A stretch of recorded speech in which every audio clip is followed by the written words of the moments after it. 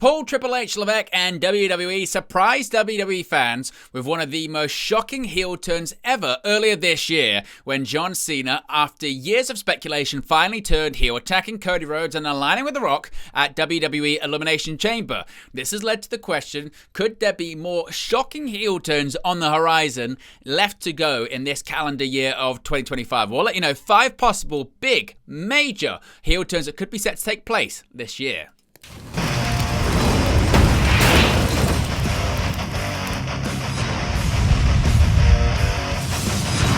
Hey guys, welcome back to Wrestling News 365. Hope everyone is doing very well. As always, there are plenty of news stories to get into in the world of professional wrestling. Before we begin today's countdown video, you can see right there, we're currently at 21,757 subscribers. If you haven't already, be sure to subscribe. Join that ever-expanding WNU, that being the Wrestle News universe. The goal this year is to get to 25k. Initially, it was to get to 20k, which we absolutely smashed over WrestleMania weekend. So now, we're aiming for 25k. If you haven't already, be sure to subscribe. Join the ever-expanding WNU. In addition, you can become a member of the WN365 roster. Links in the video description below. You can also click the join button or scan the QR code when it appears on the sidebar there. You get your badges, your emojis, and your exclusive members-only content. In addition, while you're checking out the sidebar, you can see right there all the times that we'll be live in the month of May here on the channel, including for a watch-along and a post-show for AEW Double or Nothing this weekend. We're also going to be live for a watch-along and a post-show of Saturday night's main event on Saturday too. So a big weekend. Be sure to subscribe, click the notification bell. You'll be notified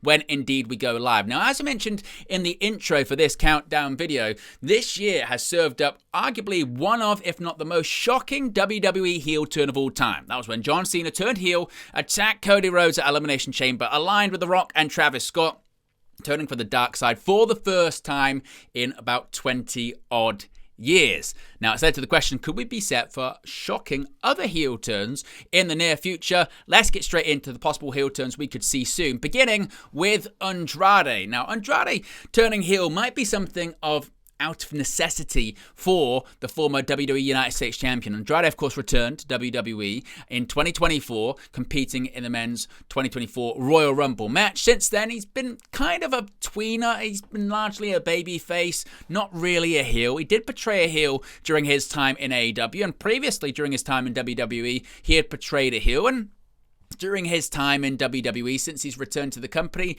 has he been involved in all that much? Well, you could say yes and no. It's arguable that the best thing he's done during his return to WWE, of course, is the feud he had with Carmelo Hayes. He had this sort of best of 7 series match, and of course the matches there got better and better and better, and people really thought, okay, he's really starting to sort of showcase everything that he's capable of. Now, he did actually appear at WrestleMania, where he teamed with Rey Mysterio, defeated Dominic Mysterio and Santos Escobar at WrestleMania 40. But as I said again, he's largely been involved in this feud with Carmelo Hayes, which again has been great matches, but has there really been all that much going on? And really the answer is not all that much. He was involved in the Royal Rumble earlier on this year, got eliminated by Jacob Fatu. He was the runner-up in the Andre the Giant Memorial Battle Royal just before WrestleMania, but he was eliminated by Carmelo Hayes, and he wasn't involved once again at WrestleMania. So many people had thoughts after his run in AEW, which of course had its ups and downs, and of course had its time where he allegedly wanted out of All Elite Wrestling, and of course he got suspended on one occasion for a backstage altercation. Maybe he was seen more of a bit of a CM Punk guy over on AEW Collision. Many people knew he wanted to go back to WWE. He wanted to go back and work under Triple H. Of course, he had big success under Triple H in NXT, he was a former NXT champion, but when he left WWE initially, it was because he wasn't happy with his booking, and he then wasn't happy with his booking in AEW. Some had said, well, how are you certain your booking is going to be anything better in WWE? And there has been this argument to say that maybe it hasn't been. Towards the end of his AEW tenure, he was involved in the Continental Classic. He was having really good matches in that tournament. There was a bit of a convoluted, strange storyline that involved Miro and CJ Perry. Obviously, Rusev's now back in WWE, and many people are sort of going, well, that's a bit odd. But maybe Andrade needs to go back to what was really making him popular during his initial WWE run, which was playing a heel. During almost the entirety of his time in WWE initially, he was a heel. Of course, he was with Zelina Vega, part of that pairing, and we haven't seen Andrade and Vega paired back up, even though they've both been on the same brand. Vega is now more of a wrestler than a manager, as she was initially during her first time in WWE. Of course, she's currently the Women's United States Champion. And after WrestleMania, this is when things get shaken up. People are expecting the draft to take place anytime now at the time recording this video. So maybe it is a case of Andrade needing a new fresh coat of paint, needing a new character, needing something different, and that might be turning heel in the process.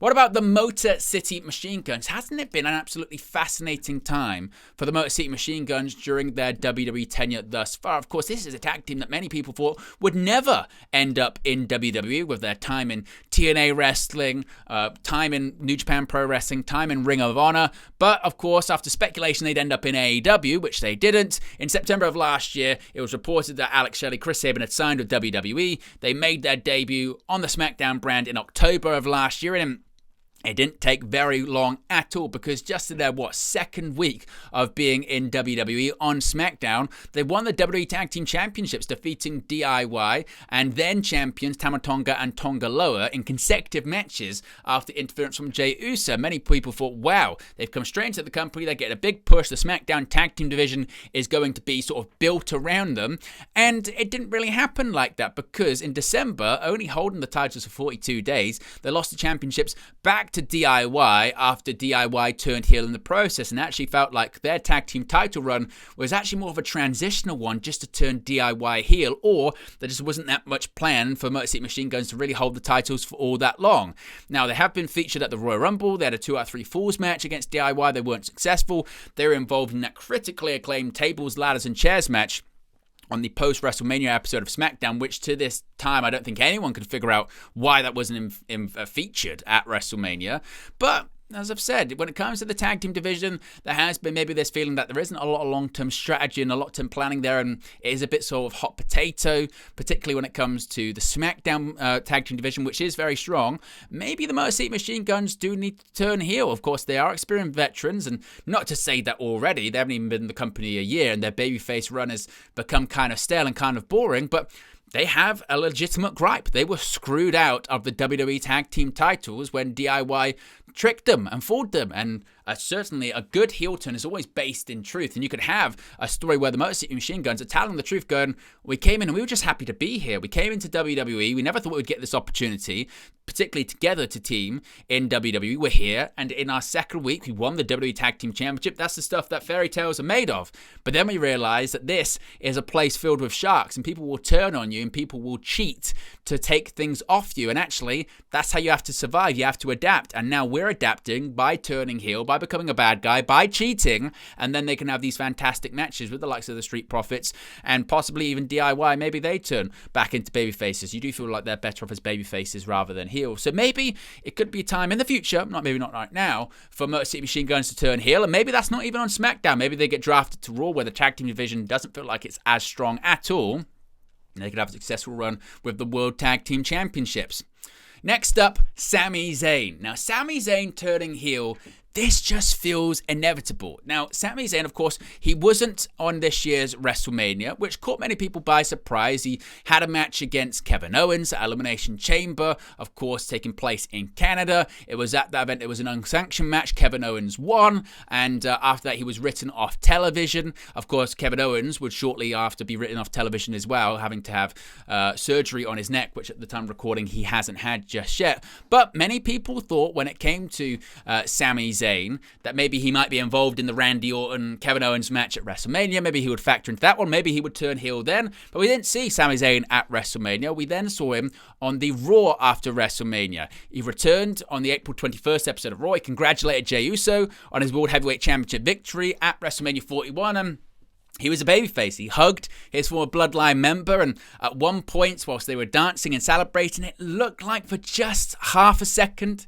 that maybe Sami Zayn was going to turn on Jey Uso. Now, it didn't happen that night, but many people are saying, just because it didn't happen that much doesn't mean it's not going to happen. Sami Zayn's been a heel before in WWE numerous times. It's been arguable, whilst being a babyface, he's actually done some of his best work as a heel. During his time in the Bloodline, during his time tag team with Kevin Owens initially, during his feud with Johnny Knoxville. Jackass culminated at WrestleMania 38. He's done some of his best stuff as a heel character.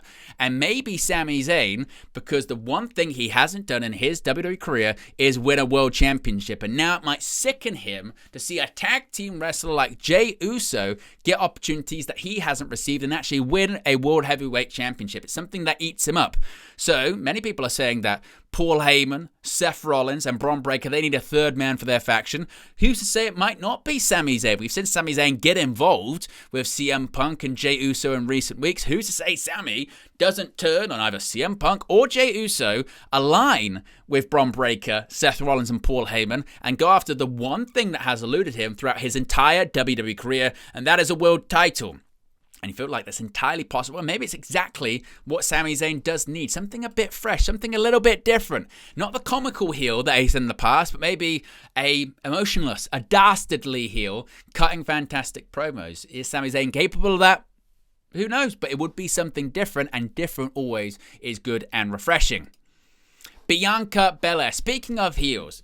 Now, Bianca Belair, people feel like there's been this desire or plan to turn Bianca Belair heel for the longest time, because on the main roster, she's never been a heel. We've never seen her do it. She's always been the babyface, and she's always, at many points, been a cornerstone of WWE. She does a lot of stuff outside of the ring, positive interviews, positive media work, and there has been rumors before that actually she's wanted, or she's been pitched rather, to be turned heel, and she's kind of turned it down, saying she'd only do it if it would make sense. Now, in the build-up to WrestleMania, in the Women's World Championship Triple Threat match involving Rhea Ripley and Io Sky, many people started booing Bianca. Obviously, it happened a lot in Europe. Many people wondered if WWE was piping this in, if it was legitimate boos. They were legitimate boos, and people thought, WWE going to react to this, and they're going to turn her heel. People thought, maybe it's just a Europe thing. European crowds are different to North American crowds. However, when they moved back to the United States just prior to WrestleMania, the crowd was still booing her.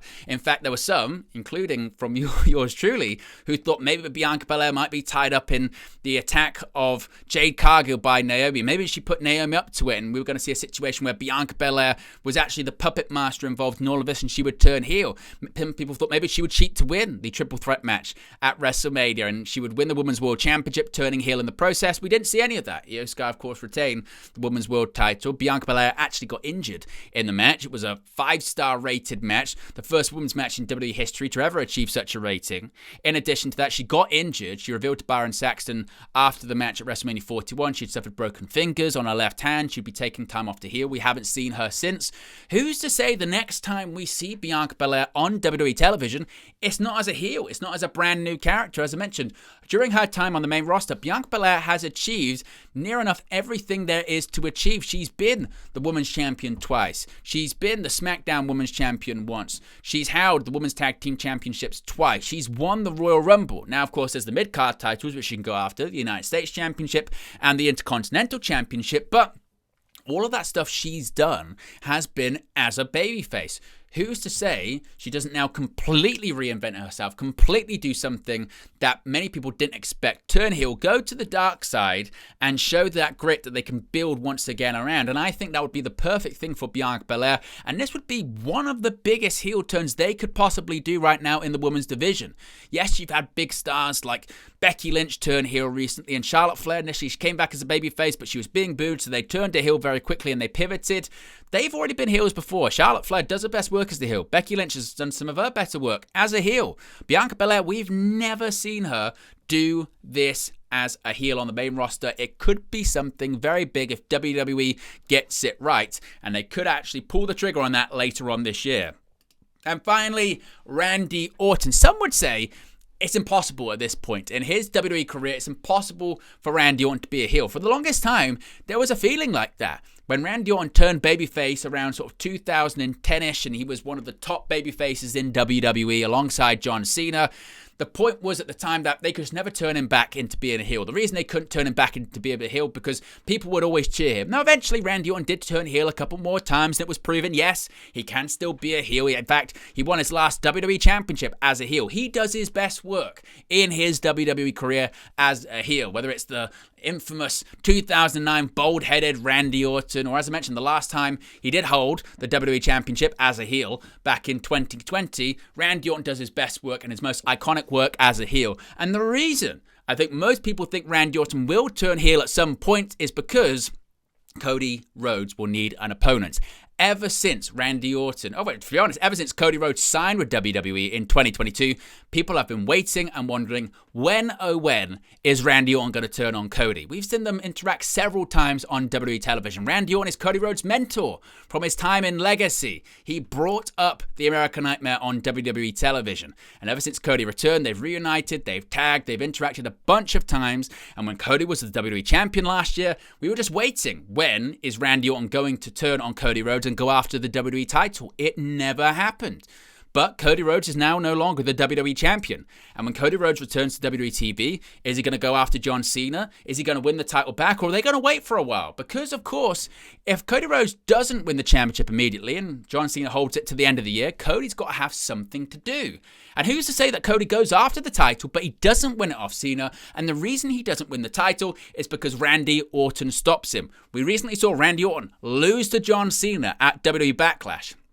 And maybe Randy Orton goes, look, I can't allow you to be the one that takes the title off Cena. If I can't beat him, then you can't beat him. I've had to sit back and watch you become a bigger star than me. And I don't have a problem with that, but I'll be damned if you come in and you beat my greatest opponent, that being John Cena. And it's this jealousy that eats up the apex predator from the inside out. It's a natural story. You have the teacher, you have the student. The student becomes bigger than the teacher. Initially, they like it, but the teacher, deep down, always had the student under his thumb, and once he got out, he didn't like it. It's a story that's easy to tell, and you feel like it's just inevitable for WWE pulls the trigger on that one. So there you go, guys. There are 5 heel turns that could be happening soon in the future. Let me know your thoughts about them. Which ones are likely? Which ones are unlikely? Which ones do you like more than others? Have I missed some out? Let me know your thoughts in the comment section below. Be sure to smash a like on the like button. Be sure to subscribe bottom right-hand corner. As you can see right there, we're at 21,758 subscribers. If you haven't already, be sure to subscribe. Join the ever-expanding WNU. You can also become a member of the WN365 roster. Links in the video description below. You can also click the join button or scan the QR code when it appears on the sidebar. You get your badges, your emojis, and your exclusive members-only content. Appreciate everyone for tuning in, and I'll speak to you again very, very soon. Hey guys, thank you for watching, listening, streaming, or however you come across this video today. Be sure to click on the video on the right there to watch our next video, or click the bottom there to subscribe, or the bottom right-hand corner. Thank you very much, and I'll speak to you again very soon.